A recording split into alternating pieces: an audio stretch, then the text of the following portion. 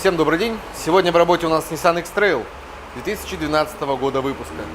Владелец пожаловался, что на неровной поверхности у него происходят скрипы в подвеске. Ну и мы начали разбираться и обнаружили, что там есть очень-очень много проблем, о которых мы расскажем вам далее.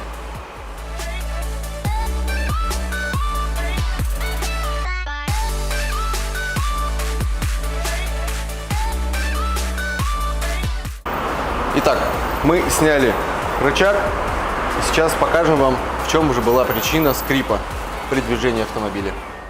Как вы можете заметить, вот этот порванный сайлентблок и стал причиной ужасного скрипа при движении.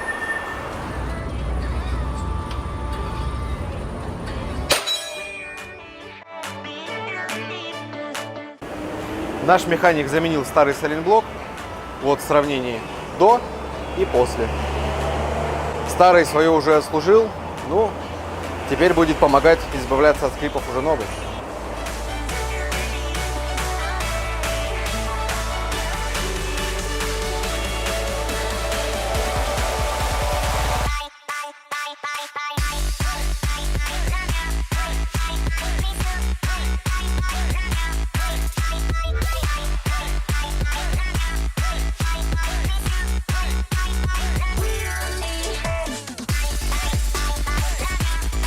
Итак, все работы были выполнены успешно, ни один посторонний звук подвески больше не будет беспокоить владельца. Обращайтесь!